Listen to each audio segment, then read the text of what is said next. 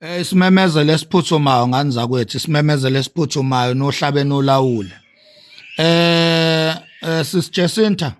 Sisijesinta mangobe sezuma ngizwe mchunu phakela umthakathi. Ngani zakwethu ngicabanga ukuthi ayishintshe iplan manje, ayishintshe iplan. Bengicela ukuthi silwele iKZN kuphela ngane zakwethu. Siyaphuthuma ke lesimemezelo, ngicela nje lisithathe serious, kunezathu eyinqala eyidala ukuthi ngenze lesimemezelo. Zingane zakwethu phakela umthakathi ngizwe mchunu sisijesinta mangobese. Ngicela ngane zakwethu ningizwe kahle, ngicela silwele iKZN kuphela. The rest of the South Africa sicela ukuthi bayilwele nabo. Yazi izathu ziserious kakhulu ngane zakwethu. Izathu ziserious kakhulu. Angeke ngikwazi ukuzisho zonke la kule video eyodwa ka TikTok. Kodwa ngicela niyenze research ngane zakwethu. Angeke siwine impi yokulwela iSouth Africa, kodwa sizoyiwina impi yokulwela iKwaZulu. Ngicela ukuthi silwele iKwaZulu kuphela, ngicela ukuthi ama-foreigners aphume KwaZulu kuphela. Sicela ukuthi wonke amabhizinisi angayikhokhi i-tax, bonke abasebenzi abangayikhokhi i-tax, wonke ama-illegal and legal foreigners abangenzi umsebenzi oyindlala noma esingakwazi ukwenza KwaZulu, sicela ukuthi labo bantu baphume baphele KwaZulu. Ngicela ukuthi nje ake sifocuse kweyethu ngane zakwethu iprovince, ukuze masibuya eintabeni koGoli ko Cape Town ko overseas la sihlala khona, sibuyele ekhaya elifudumele iKwaZulu, sithole ifudumele. Ngicela ukuthi silwele iKwaZulu kuphela ngane zakwethu. Isicelo lesi angizami ukulawula, kodwa isicelo lesi kushubile ngane zakwethu, ushubile.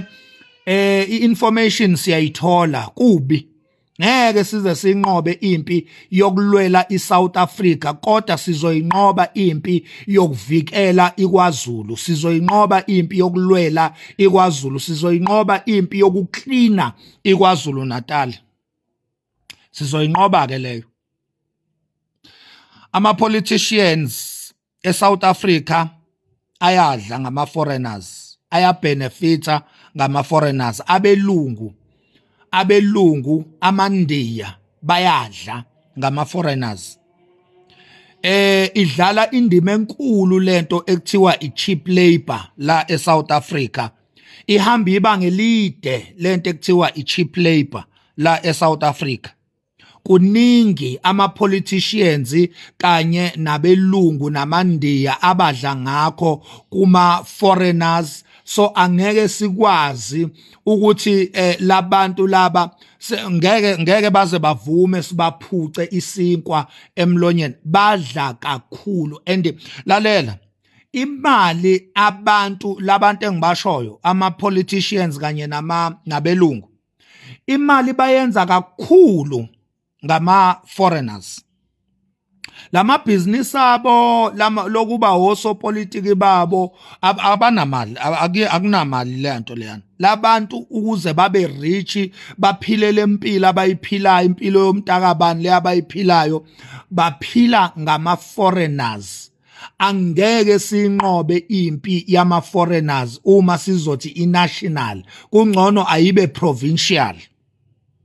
Ileso nje ngane zakwethu isicelo enginazo, ama-foreigners awaphume eKZN kuphela, and then the rest of South Africa ngiyabonga nje ukuthi seyihambile imarch and march koGoli ko Lokhuza ko Pitori, ihambile ko Eastern Cape, ihambile ko izolo kade ilapha eThokoza.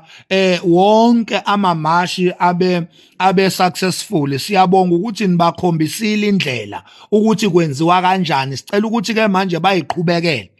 Umhla ka-30 June sicela ufocus eKZN kuphela.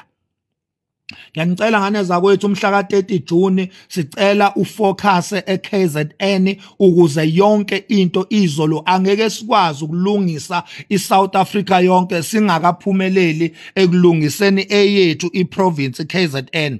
Angeke sikwazi ukukhipha ama-illegal foreigners eSouth Africa yonke in the 9 provinces singakakwazi ukwakhipha eKZN kwiprovince yethu.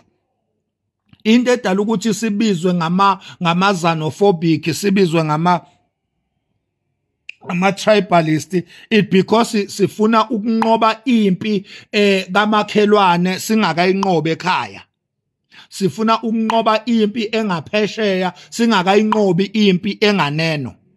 Ngicela ukuthi ake siqale sinqobe impi enganeno, ake siqale sinqobe impi kwaZulu. Ukuze kuzobonakala ukuthi sinamandla kangakanani, ake siqale sibhekane neyethu iprovince, ke sinqobe impi kweyethu iprovince, ke sinqobe impi ekhaya kuqala. Ake siqale sisolve inkinga zasekhaya kuqala. Uyabona-ke ngani zakwethu uma ningathatha lo mbono wami, ngiyakutshela sosuka inkalo zonke siyolwa ngoba sizobe sesifocus ekhaya. Ngicela nje lempi ake ifocus ekhaya, ake ifocus kwaZulu, ake ifocus ekhaya, ake sibakhiphe kwelakithi ekhaya. Ake sibakhiphe kwaZulu kuqala ukuze kuzobonakala ukuthi sokwazi ukubakhipha iSouth Africa yonke. Ake siqale ekhaya sibakhiphe ekhaya. Uyabona ngomhla ka-30 June ake ufocus ekhaya eKZN, ke sibakhiphe nje ekhaya kuqala. Baphume nje baphele kubonakale iKZN iba clean.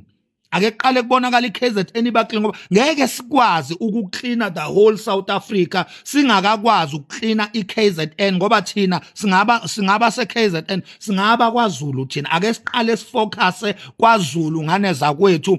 Ukufocusa kwethu kwaZulu kuzokwenza ukuthi abonakale amandla esizwe sikaZulu uma ngabe sibhekene nempi ezweni laso. Uma sikhuluma ngezwe lethu ake kube ukuthi sikhuluma ngoZulu. Ake kube ukuthi sikhuluma ngoZulu ngane zakwethu, ake siqale kwaZulu kuqala, hayi ukuthi ngeke silekelele kwamanye ama-provinces, kodwa ake siqale sinqobe ekhaya kuqala. Ake siqale sikline ekhaya, sishiye kuclean ekhaya, ebese siyalekelela-ke kwezinye iy'ndawo. Angibonga ithuba ngane zakwethu, bekumbono nje wethu singomakhanya. Ngicabanga ukuthi abahlakaniphile bazowujulela lo mbono bese beyawusebenzisa. Inkulu impi yama-foreigners eSouth Africa, kodwa ngeke siyinqobe ngokusabalala. Sihlukene phakathi kaningi maZulu. Ake nifocus kwaZulu kuqala. Thank you.